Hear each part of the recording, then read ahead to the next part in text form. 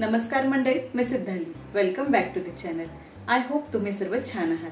आजच्या व्हिडिओमध्ये आपण बनवणार आहोत होळीसाठी होममेड कलर्स. हे कलर्स बनवणे अगदी सोपे आहे, तर व्हिडिओ शेवटपर्यंत नक्की बघा. सर्वात आधी आपण घेऊया एक बीटरूट.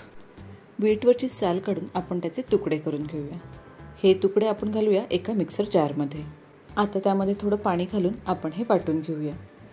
वाटून झाल्यावर हे आता आपल्याला गाळून घ्यायचं आहे. आता हे आपण बाजूला ठेवूया आणि दुसरा रंग बनवायला घेऊया.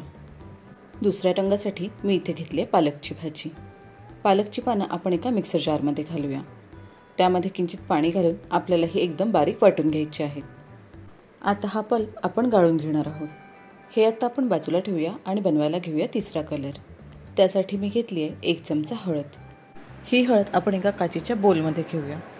त्यामध्ये आपण घालणार आहोत थोडं पाणी. हे आपल्याला व्यवस्थित मिक्स करून घ्यायचं आहे. आता आपण बनवायला घेऊया चौथा कलर. त्यासाठी मी इथे घेतली आहेत गोंड्याची फुलं. फुलांच्या पाकळ्या आपण वेगळ्या करून घेणार आहोत. आता एका टोपामध्ये पाणी घेऊन त्यामध्ये या पाकळ्या घालूया. हे आता आपल्याला चांगल्या प्रकारे उकळून घ्यायचं आहे. हे उकळायला लागल्यावर या पाकळ्यांचा रंग पाण्यामध्ये उतरतो, तो आपल्याला वापरायचा आहे. आता हे थोडं थंड झाल्यावर आपण हे गाळून घेऊया. आता आपण मेन कलर्स बनवायला सुरुवात करूया. एका बोलमध्ये मी थोडं कॉर्नफ्लोअर घेतलं आहे. त्यामध्ये आपण बीटचं ज्यूस घालूया. हे आपल्याला व्यवस्थित एकजीव करून घ्यायचं आहे. हे आपण बाजूला ठेवूया आणि पुढचा कलर बनवायला घेऊया. एका बोलमध्ये आपण घेऊया जवळजवळ अर्धी वाटी कॉर्नफ्लोअर. त्यामध्ये आपण जे हळदीचं मिश्रण बनवून ठेवलेलं ते थोडं थोडं घालूया. हे आपल्याला व्यवस्थित एकजीव करून घ्यायचं आहे. हे सुद्धा आता आपण बाजूला ठेवूया. अशाच प्रकारे आपण जे पालकचं ज्यूस बनवून ठेवलेलं ते सुद्धा कॉर्नफ्लोअरमध्ये मिक्स करूया. यामध्ये अजिबात गुठळ्या राहता नये. गोंड्याच्या फुलांचे सुद्धा जे पाणी होतं ते आपण कॉर्नफ्लोअरमध्ये मिक्स करूया. मी इथे ऑरेंज कलरची गोंड्याची फुलं वापरलेली, पण तुम्ही इथे बघू शकता की याचा थोडा लाईट कलर आला आहे. एकजीव करून आपण हे सुद्धा बाजूला ठेवूया. आता सगळ्यात शेवटी अजून एक पद्धत मी तुम्हाला दाखवते. ही पद्धत खूप सोपी आहे. तुमच्याकडे जर एखादा खाण्याचा रंग असेल तर तो तुम्ही घेऊ शकता. त्यामध्ये आपण घालणार आहोत थोडंसं पाणी. हा रंग आपल्याला पूर्णपणे ढवळून घ्यायचा आहे. जर तुमच्याकडे लिक्विड फूड कलर असेल तर तो सुद्धा तुम्ही यामध्ये वापरू शकता. आता दुसऱ्या बोलमध्ये कॉर्नफ्लोअर घेऊन यातला थोडा कलर आपण कॉर्नफ्लोअरमध्ये मिक्स करूया. मिश्रण थोडं पातळ वाटत असेल तर यामध्ये आपण अजून कॉर्नफ्लोअर घालू शकतो.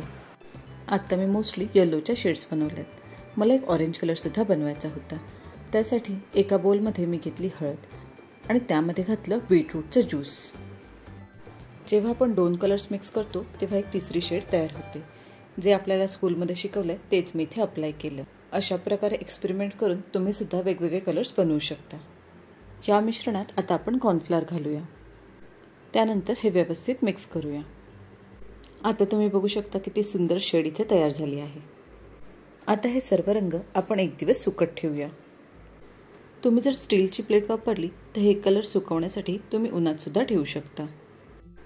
आपण बनवलेले रंग आता सुकले आहेत. कॉर्नफ्लोअर घातल्यामुळे सर्व रंग सुकल्यावर घट्ट होतील. त्यामुळे हे रंग आपण एकदा मिक्सरला फिरून घेऊया किंवा आपण हे चाळून सुद्धा घेऊ शकतो. आता आपण एक एक करून सर्व कलर्स चाळून घेऊया. मी इथे एकदम बारीक गाळणं वापरलं आहे. तुम्ही थोडं मोठं गाळणं घेऊ शकता. ॲज यू कॅन सी किती ब्राईट येल्लो कलर इथे तयार झाला आहे. सर्व कलर्स मी चाळून घेतले. अशा प्रकारे खूप सुंदर कलर्स तयार होतात. तुम्ही अजून वेगवेगळ्या गोष्टी वापरून वेगवेगळे कलरसुद्धा तयार करू शकता. घरच्या घरी आपले होळीचे रंग तयार झाले आहेत. हे रंग फक्त दिसायलाच छान वाटत नाही तर तितकेच हे सेफसुद्धा आहेत. तुम्हा सर्वांना होळीच्या खूप खूप शुभेच्छा. आय होप होळीसाठी बनवलेले हे कलर्स तुम्हाला सुद्धा नक्की आवडले असतील. तर या होळीला अशा प्रकारचे कलर्स तुम्ही सुद्धा नक्की बनवून बघा.